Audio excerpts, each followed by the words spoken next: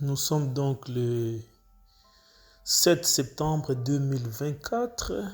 Nous avons pour thème: doit-on envoyer le feu sur nos ennemis? Nous allons lire dans Luc chapitre 9, versets 51 à 56. Nous commençons par les versets 51 et 52. Or, il arriva comme les jours où il devait être enlevé s'accomplissaient.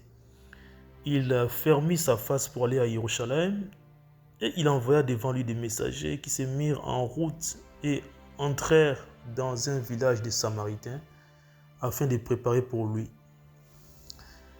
En effet, nous sommes dans les derniers jours du ministère du Machia sur la terre, avant l'accomplissement de sa mission à la croix et de son enlèvement.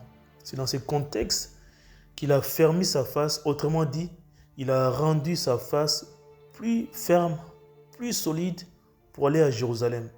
Car c'était une phase de grande importance pour lui. C'est comme ça qu'il envoie des messagers lui préparer le terrain dans le village des Samaritains. Verset 53.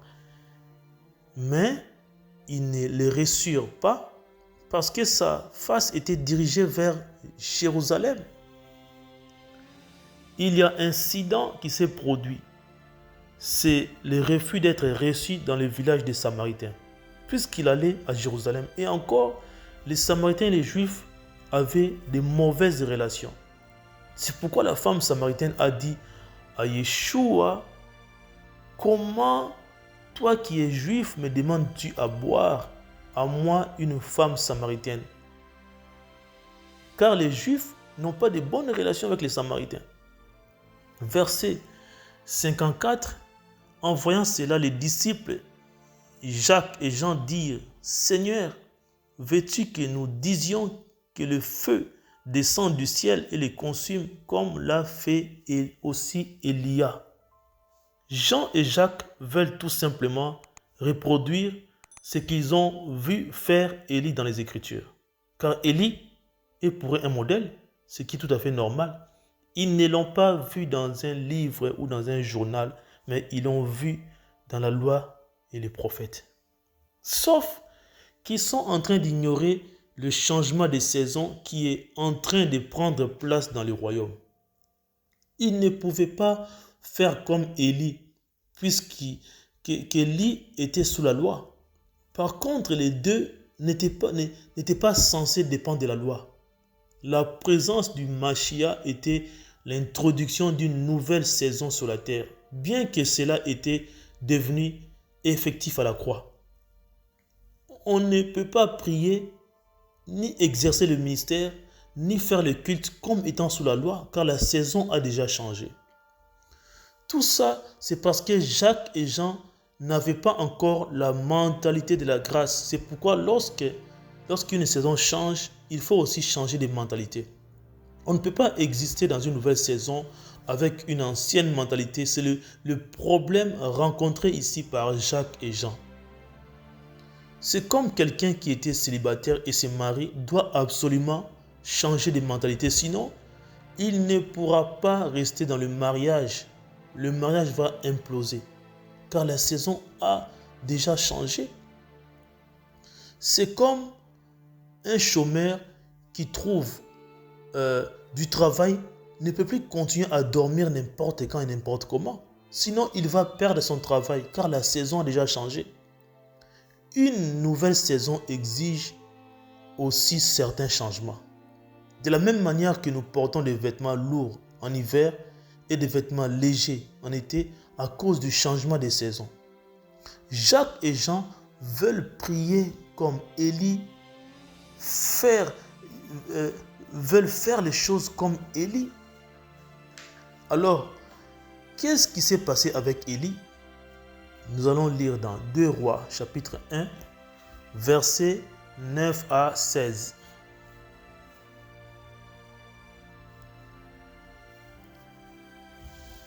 Versets 9 à 12 d'abord.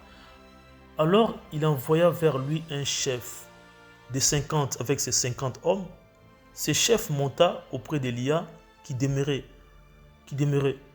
au sommet d'une montagne et lui dit: homme d'Élohim, le roi a dit, descends. Mais Élia répondit et il dit au chef des 50, si je suis un homme d'Élohim, que le feu descende du ciel et te consume, toi et tes 50 hommes. Et le feu descendit du ciel et le consuma, lui et ses 50 hommes.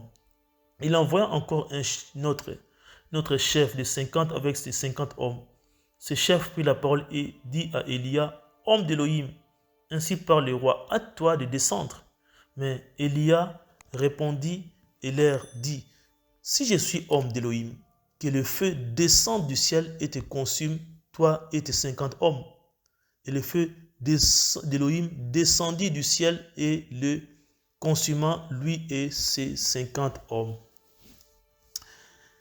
Élie n'est pas n'importe qui, car il demeurait au sommet de la montagne. Il est un homme élevé en esprit. Élie n'est pas intimidé ou effrayé par l'ordre du roi. Homme d'Élohim, le roi a dit, descends. Homme d'Élohim, ainsi parle le roi, hâte-toi de descendre. Élie a boycotté 2 fois l'ordre du roi. La déclaration d'Élie est synonyme d'assurance de sa position spirituelle dans le royaume des cieux. Si je suis homme d'Élohim, ce n'est pas n'importe qui peut faire une telle déclaration. Nous voyons la prière d'Élie causer des dégâts dans le camp de l'ennemi. Les 2 premiers chefs de 50 avec leurs 50 hommes ont été consumés par le feu. Il y eut au total 102 morts par le feu. C'est par là que nous comprenons que le feu est une arme spirituelle de destruction massive, puisque le feu est descendu du ciel, il n'est pas sorti d'une centrale nucléaire. Le feu qui descend du ciel est synonyme de l'approbation divine. Yahweh du haut des cieux vient confirmer le ministère d'Élie. C'est un ministère rempli de feu. Certainement, c'est ça qui a fasciné Jacques et Jean en voulant revivre le même scénario, puisque le ministère de puissance marche aussi avec les spectacles. Et les gens aiment ces spectacles, et ce n'est pas un péché. Nous sommes ici dans la réalité et non dans la fiction. Le bilan est de 102 morts. Dans des pays où l'on considère la vie humaine, on dirait que le bilan est lourd. Parce qu'ils connaissent la valeur de la vie humaine. Malheureusement, il y a des pays où la vie humaine est banalisée. Dans certains cas, la vie d'un animal dans un pays vaut plus que la vie d'un être humain dans un autre pays. Et c'est dommage. Ces bilans lourds nous donnent l'image des dégâts que la puissance du feu peut causer dans le monde spirituel.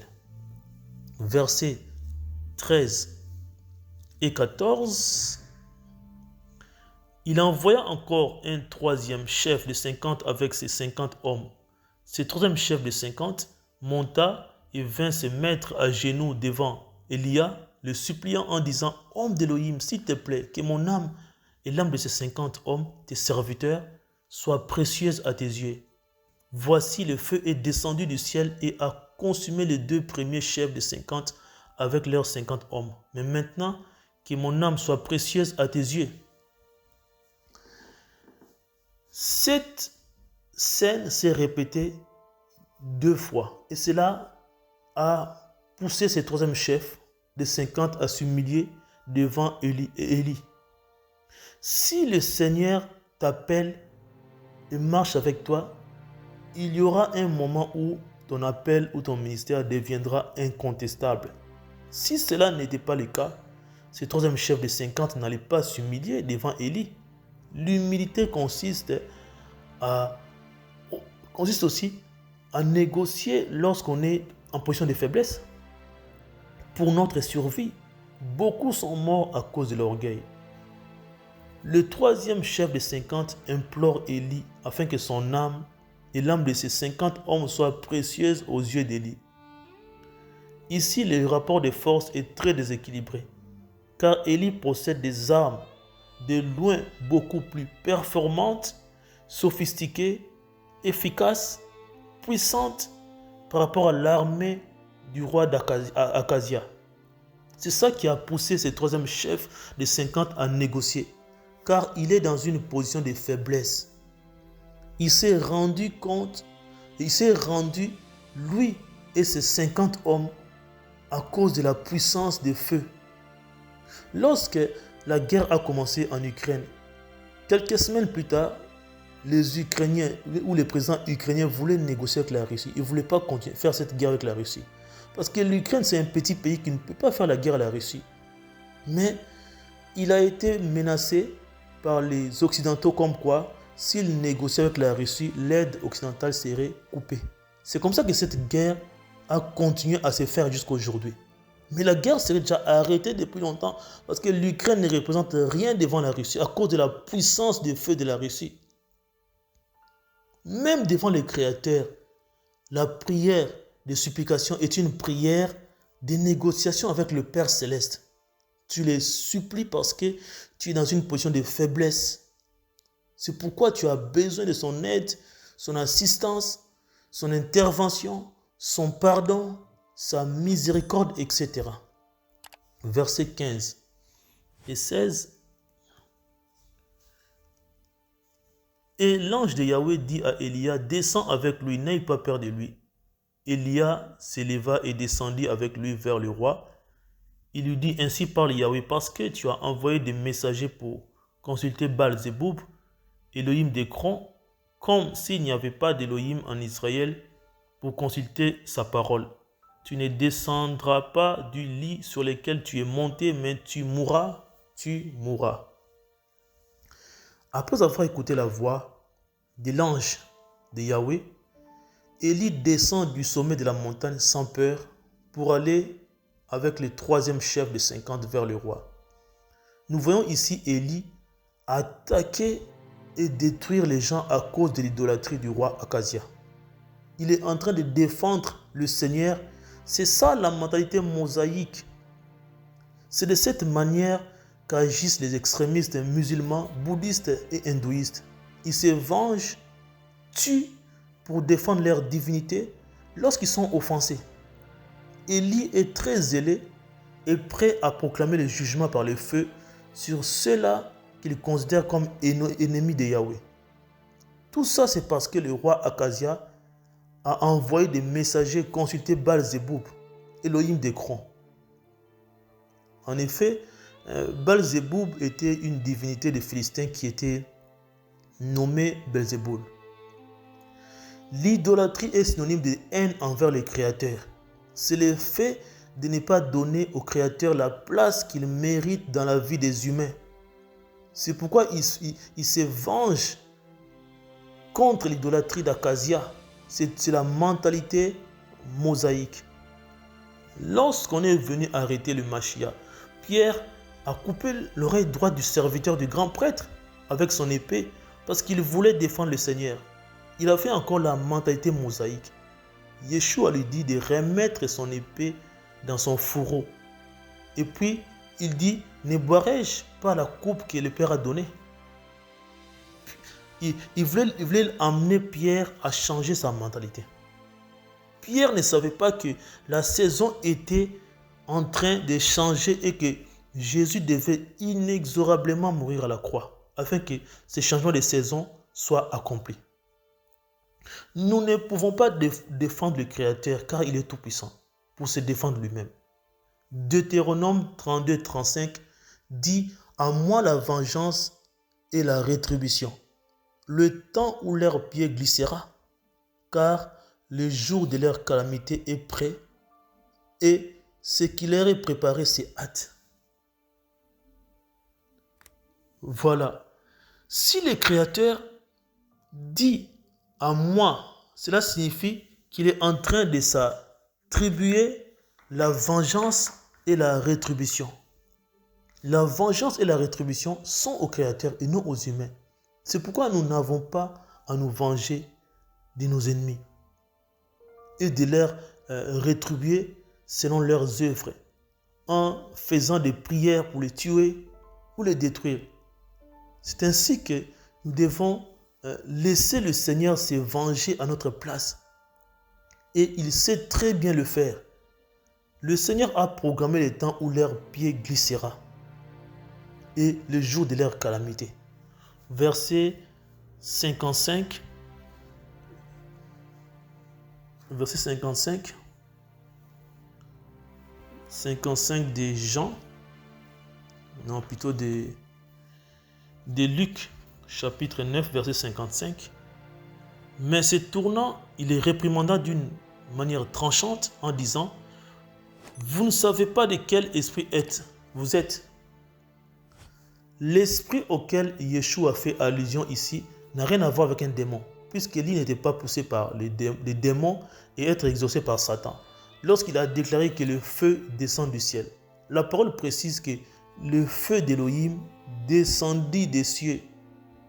Parlant donc ainsi, Yeshua fait penser à l'esprit de vengeance qui était véhiculé dans la loi de Moïse, puisque la parole a bien souligné que le feu d'Élohim est descendu du ciel. 1 Jean chapitre 3 verset 8 dit ceci: celui qui pratique le péché est du diable, parce que dès le commencement le diable pêche plutôt. C'est pour cela que le Fils d'Élohim s'est manifesté afin de détruire les œuvres du diable.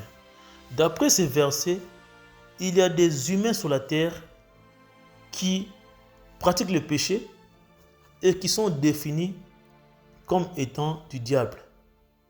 C'est le diable qui pêche dès le commencement, qui incite les humains à pratiquer le péché jusqu'à aujourd'hui. Les œuvres du diable, c'est le péché. C'est pour cela que Jésus s'est manifesté afin de détruire les œuvres du diable. Jésus ne s'est pas manifesté pour détruire les humains qui pratiquent les œuvres du diable, mais plutôt pour détruire les œuvres du diable pratiquées par les humains. Il ne faut donc pas envoyer le feu pour détruire les humains. C'est une prière inappropriée dans ces temps de la grâce, car nous ne détruisons pas les humains, mais plutôt les œuvres du diable. Il est important et capital de prier selon la parole et avec la parole, afin que nos prières soient efficaces dans le monde spirituel. Ne pas prier selon la parole et avec la parole, c'est une perte de temps et d'énergie et en fin de compte, le manque d'exaucement. Verset 56, Luc chapitre 9. Car le Fils d'Élohim n'est pas venu pour perdre les âmes des hommes, mais pour les sauver. Ainsi, ils allèrent dans un autre village. La différence entre les démons et les humains est que les démons sont juste des esprits qui sont déjà dans la perdition et qui ne sont pas concernés par la repentance et le salut. Par contre, l'homme est un esprit qui possède une âme qui habite dans un corps. C'est l'âme qui prend la décision de se repentir. Par contre, les démons n'ont pas d'âme, ce qui signifie qu'ils ne vont jamais se repentir. Le Fils de l'homme n'est pas venu pour perdre les âmes des humains, mais pour les sauver. Ce qui signifie que les âmes peuvent être sauvées ou se perdre.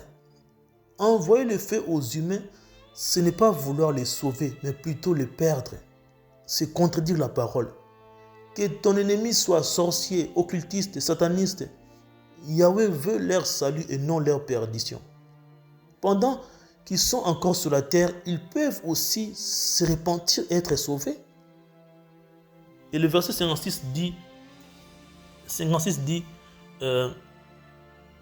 ainsi ils allèrent dans un autre village. Deux choses à souligner dans ce verset. Premièrement, les Juifs n'avaient pas de bonnes relations avec les Samaritains, parce que les Samaritains étaient un peuple issu du mélange ou du mixage, qu'ils considéraient comme étant impurs. C'est la discrimination raciale. C'est pourquoi Jésus et les disciples n'ont pas été reçus dans ces villages samaritains. C'est ce qui a poussé Jacques et Jean de directement avoir cette volonté de pouvoir détruire les Samaritains. Si c'était un village de Juifs, ils n'auraient pas réagi de la sorte. Ils n'auraient pas réagi comme ça. Proverbe 30, verset 12, dit qu'il existe une génération qui se croit pure et qui toutefois n'est pas lavée de ses excréments. Il n'y a pas de race pure sur la terre, car toutes les races ont été infestées par le péché. Toute la race humaine n'est pas lavée de sa souillure, de son ordure, de son excrément. Nous assistons ici à un refus de séjour. C'est comme aujourd'hui, lorsque l'administration refuse de t'accorder les droits de séjour sur son territoire, et si tu es susceptible d'être rapatrié brutalement vers ton pays d'origine, et ça fait très mal. Il quitte la ville des Samaritains sans envoyer le feu pour consumer les Samaritains qui étaient considérés comme leurs ennemis. Deuxièmement, nous devons savoir que malgré nos prières, ce ne sont pas toutes les portes qui seront ouvertes, puisque Yahweh a aussi sa volonté souveraine. Dans certains cas, lorsqu'une porte reste fermée, nous devons aller ailleurs et ne pas envoyer le feu pour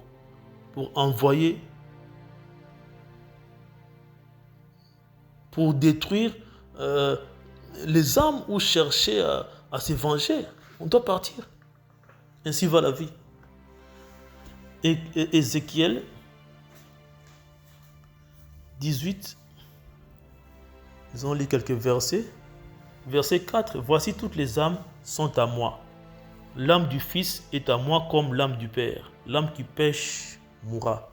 Toutes les âmes appartiennent au Créateur, y compris l'âme du Fils comme l'âme du Père.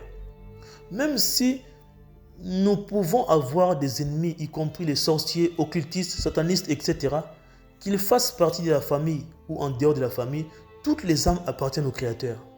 Alors c'est à lui de décider sur la mort d'un être humain. Par contre, l'âme qui pêche est celle qui mourra.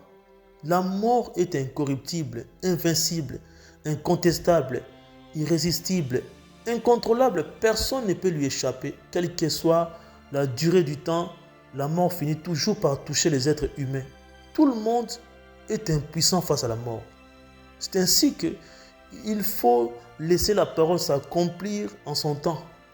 Ne cherche pas à assassiner les gens par le feu. La parole dit dans Exode chapitre 20 verset 13, tu n'assassineras pas. Détruire quelqu'un par le feu revient à commettre un meurtre. Verset 20. Toujours Ézéchiel 18. L'âme qui pêche est celle qui mourra. Le fils ne portera pas l'iniquité de son père et le père ne portera pas l'iniquité de son fils. La justice du juste sera sur lui et la méchanceté du méchant sera sur lui. Le fils ne peut pas porter l'iniquité de son père. Signifie que tu ne peux pas non plus faire une prière pour détruire le fils ou quelqu'un de sa famille. Le père ne peut pas porter l'iniquité du fils. Signifie que tu ne peux pas non plus faire une prière pour détruire le père ou quelqu'un de sa famille. Si ton ennemi reste le fils, la justice du juste sera sur lui et la méchanceté du méchant sera sur lui. Ce qui signifie que chacun est responsable de sa justice ou de sa méchanceté devant le Seigneur. Verset 21. Si le méchant se détourne de tous ses péchés et qu'il aura commis et qu'il garde tous mes statuts et pratique ce qui est juste et droit, il vivra, il ne mourra pas. Si le méchant, qui peut être sorcier, occultiste, sataniste, se détourne de tous ses péchés qu'il aura commis, c'est-à-dire que le sang qu'il a versé, le nombre de personnes qu'il a tuées, les vies qu'il a détruites, les mariages brisés, les familles qu'il a détruites, les gens qu'il a rendus malades, qu'il a rendus chômeurs, c'est-à-dire qu'il s'est repenti et qu'il garde tous les statuts, c'est-à-dire qu'il est converti. Ensuite, ton ennemi pratique l'ordonnance et la justice. Il vivra, il ne mourra pas. Cette personne a la vie éternelle. C'est ça la réalité. Verset 22. Il ne lui sera pas fait mention de toutes ces transgressions qu'il aura commises. Il vivra à cause de la justice qu'il aura pratiquée. À cause de sa conversion, tous ses péchés seront oubliés, car le Seigneur l'a justifié. C'est pourquoi maintenant, il pratique la justice. Si les humains prennent plaisir à la mort de leurs ennemis, Mais Yahweh ne prend pas plaisir à la mort du méchant. Il veut que le méchant se détourne de sa mauvaise voie et qu'il vive. Raison pour laquelle nous ne devons pas précipiter la mort de nos ennemis dans la prière. N'oublions jamais que le Seigneur aime aussi nos ennemis. C'est pourquoi Jésus est aussi mort à la croix pour nos ennemis. Verset 32. Car je ne prends pas plaisir à la mort de celui qui meurt. Déclaration d'Adonai Yahweh. Convertissez-vous et vivez. Le Seigneur ne prend pas plaisir à la mort des sorciers, occultistes, satanistes, car il n'est pas venu pour les perdre, mais pour les sauver. Si Yahweh ne connaissait pas la valeur d'une âme, il n'aurait pas quitté les cieux et venir mourir à la croix.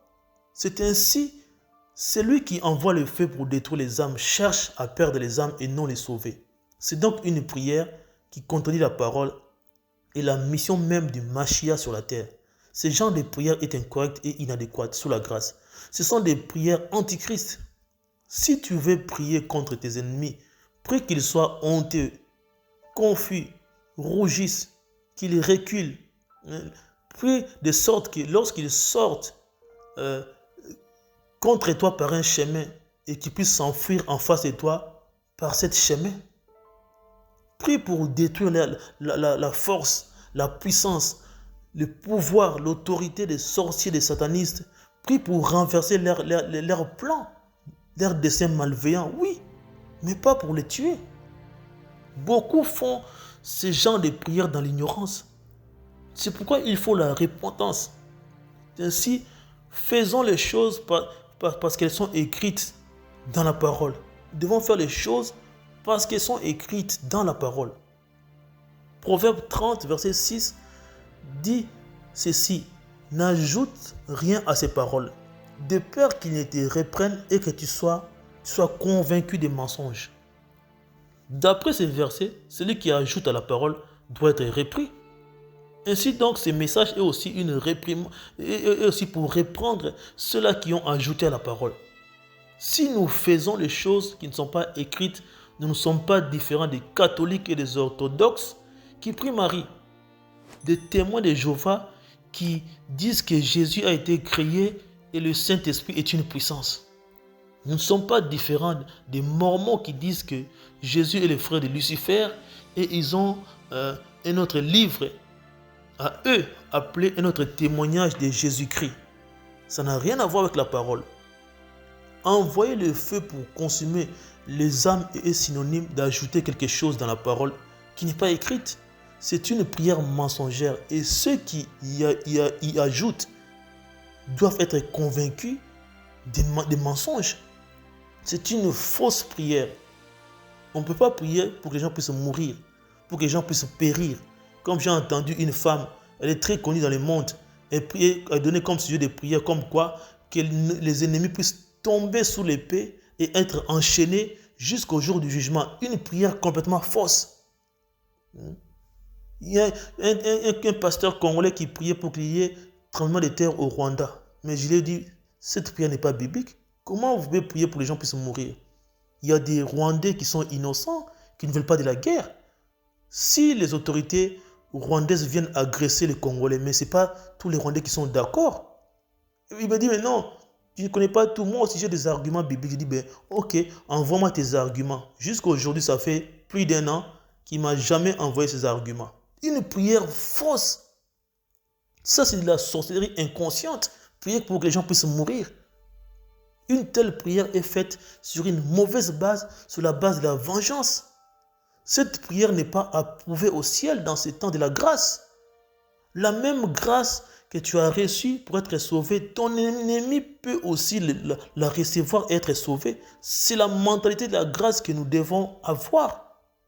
Dans le domaine de la parole, il faut bannir le fanatisme, car beaucoup sont aujourd'hui perdus à cause du fanatisme. Et c'est grave, puisque le fanatisme te pousse à dire oui au mensonge. Il faut sortir du fanatisme. Quiconque envoie le feu pour détruire ses ennemis, cette prière sera exaucée par les démons et non par le Seigneur. Matthieu chapitre 8, versets 28 à 34. Matthieu 8, 28, qui dit la parole. Et quand il fut passé de l'autre côté, dans le pays des Girgasiens, 2 démoniaques sortant des sépulcres vinrent le rencontrer. Ils étaient si dangereux que personne ne pouvait passer par ces chemins-là. Observons ici le caractère dangereux de ces 2 démoniaques qui ont terrorisé ou effrayé la population de sorte que personne ne pouvait passer par ces chemins-là. Ils étaient dangereux, mais le Seigneur les a rencontrés en face. Il n'a pas été tétanisé par la peur à cause de son autorité souveraine. Il est passé par là où personne ne pouvait passer. Il a rencontré les démons que personne ne pouvait rencontrer. Verset 29. Et voici, ils s'écrièrent en disant, qu'y a-t-il entre nous et toi, Yehoshua, fils d'Élohim? Es-tu venu ici nous tourmenter avant le temps? Yeshua est un homme complètement rempli de feu. Les démons se sont écriés à cause de la puissance de feu qui dégageait la présence du Seigneur. C'est pourquoi ils ont demandé s'il est venu pour les tourmenter avant le temps. C'est à cause de la puissance de feu. Actuellement, les démons sont encore en train de régner sur la terre et en enfer. Ils torturent, ils violent, ils possèdent, ils tourmentent les humains, ils oppressent, ils asservissent, ils ridiculisent les humains. Parce que le temps de leur règne, c'est le temps de leur règne. Ils l'ont même rappelé au Seigneur. Ils seront dans le futur tourmentés dans le lac de feu qui n'est pas encore opérationnel. C'est le temps de leur règne. Aujourd'hui, si Yeshua, homme, pouvait dégager le feu qui a fait penser les démons au tourment, alors comment sera le lac de feu? La température du lac de feu sera plus élevée que celle de l'enfer. Personne ne peut rester insensible et indifférent à côté du feu, à moins qu'il soit de faible intensité. Apocalypse chapitre 1 verset 16 dit que son visage comme le soleil qui brille dans sa force. D'après les scientifiques, la température de la surface du soleil est d'environ 5500 degrés Celsius. Ça, c'est au niveau de la surface et non dans les noyaux. Et la température du noyau du soleil est estimée à plus de 15 millions de degrés Celsius. Plus tu es en feu, plus tes ennemis auront du mal avec toi. Personne ne peut approcher le soleil à cause de la puissance du feu. Et Yeshua est le soleil levant. Quelle est la température des feux dégagée par le Seigneur dans sa gloire et sur son trône? On ne sait même pas. On ne peut même pas imaginer ou calculer. Personne ne peut la calculer. Psaume 97, verset 5, dit que les montagnes se fondent comme de la cire à cause de la présence de Yahweh, à cause de la présence du Seigneur de toute la terre. Les montagnes sont constituées de roches qui sont une matière très solide et très résistante. À cause de la présence de Yahweh, elles se fondent comme de la cire. Vous vous rendez compte? La cire est un corps liquide. C'est pour dire que la présence de Yahweh dégage une puissance de feu devant lesquels rien ne peut résister. Même les problèmes, les difficultés, les maladies sont aussi des montagnes qui se fondent comme de la cire à cause de la présence de Yahweh. La présence de Yahweh dégage une température de fusion extrêmement élevée. Versets 30 et 31. Et il y avait loin d'eux un grand troupeau de pourceaux qui paissaient. Et les démons les suppliaient en disant, si tu nous chasses dehors, permets-nous d'entrer dans ces troupeaux de pourceaux. Les démons sont en train de supplier le Seigneur parce qu'ils sont dans une position de faiblesse. C'est pourquoi ils sont obligés de négocier à cause de la puissance des feux. Les démons sont en train d'exercer une diplomatie purement satanique. Ils veulent carrément rentrer dans le troupeau des pourceaux et puis causer aux humains des problèmes de santé et des problèmes spirituels. Les démons sont très rusés. C'est pourquoi j'ai parlé des diplomaties sataniques. Verset 32. Et il leur dit, allez. Et étant sortis, ils allèrent dans le troupeau des pourceaux. Et voici, tout le troupeau des pourceaux se précipita des pentes escarpées dans la mer et ils périrent dans les eaux. Heureusement que les démons étant entrés dans les troupeaux, ils ont finalement péri dans les eaux. Cela a épargné les humains de ces conséquences dramatiques. Certainement, ils auraient dû se venger à cause du fait qu'ils ont été chassés des corps humains. Le Seigneur les a chassés, mais n'a pas envoyé le feu, parce que le temps de leur jugement n'était pas encore arrivé. Il y a des gens qui utilisent le feu pour chasser les démons lors de la délivrance. Nous chassons les démons au nom de Jésus et par la puissance du Saint-Esprit. Ce n'est pas un péché, mais ce n'est pas dans la parole. Versets 33 et 34. Mais ceux qui les faisaient paître s'enfuirent et allèrent raconter dans la ville toutes ces choses et ce qui s'était passé aux démoniaques. Ce qui était arrivé aux démoniaques. Et voilà que toute la ville sortit à la rencontre de Yahushua et l'ayant vu, ils le prièrent de quitter leur territoire. Ce qui est dommage ici est que les habitants de cette ville n'ont pas considéré la délivrance et la guérison de ces deux démoniaques. Ce qui les intéresse, c'est le côté naturel et commercial des choses. Puisque ces troupeaux de pourceaux a péri et cela constitue pour eux une très grande perte. Mais ils n'ont pas vu le côté spirituel comme quoi le feu a causé tous ces dégâts à cause de l'ignorance. Toute la ville sortit à la rencontre de Yeshua et lui ont prié de quitter leur territoire. Ils se sont dit qu'il est destructeur des troupeaux, des bétails. S'il demeure parmi eux, la ville risque de se retrouver dans une crise économique et alimentaire. C'est ainsi, lorsque nous sommes focalisés sur la vie naturelle, les choses spirituelles vont nous échapper. Ils trouvent ça normal qu'un troupeau de pourceaux se retrouve dans le lac, sachant que les porcs sont hostiles à l'eau. Ils ne savent pas lire les événements et pourtant, derrière cette circonstance, il y avait la présence du Mashiach. Dommage. Apocalypse, chapitre 11, versets 3 à 6. On va lire les versets 3 et 4. Et je donnerai à mes deux témoins de prophétiser pendant 1260 jours, revêtus de sacs. Ce sont les deux oliviers et les deux chandeliers qui se tiennent devant l'Élohim de la terre. Ces deux témoins, dont l'identité n'est pas connue, vont beaucoup prophétiser pendant 1260 jours. Leur ministère va durer 3 ans, 1 mois et 15 jours. Apparemment, l'accent dans leur ministère sera mis sur la prophétie. La durée de leur mission est bien définie sur la terre. Ils sont revêtus de sacs, un signe d'humilité.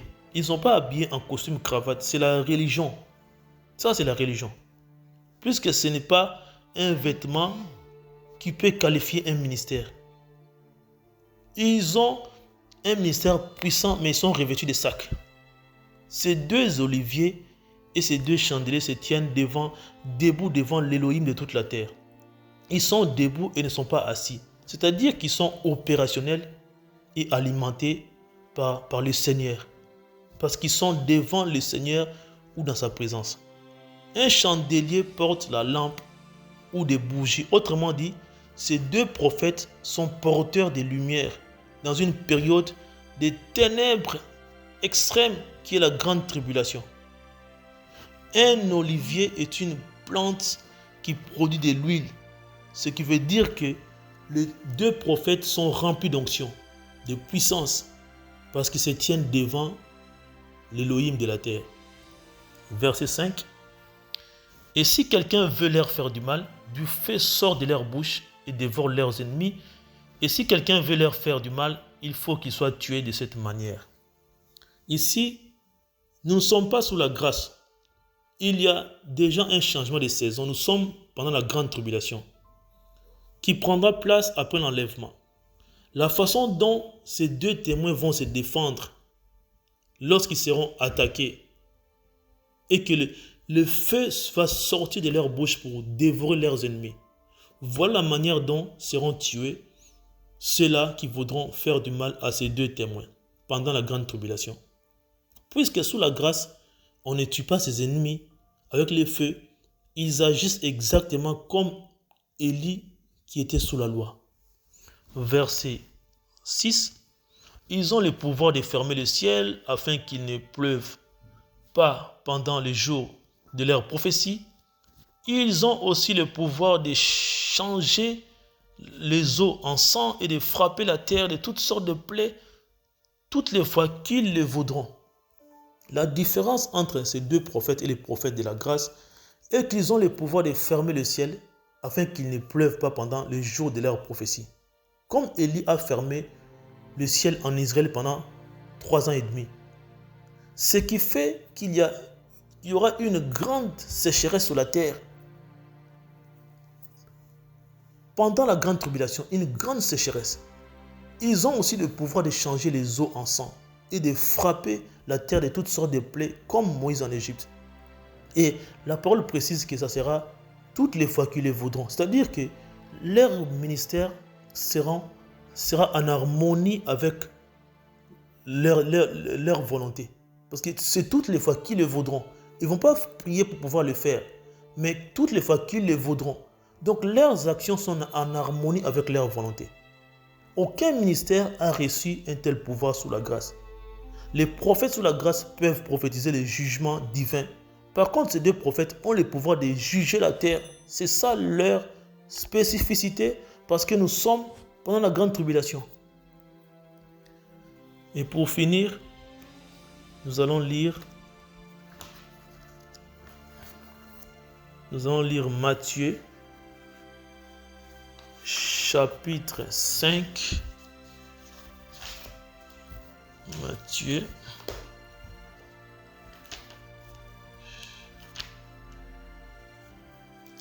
chapitre 5, verset 43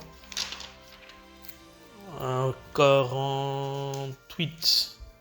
J'ai lu les versets 43 et 44.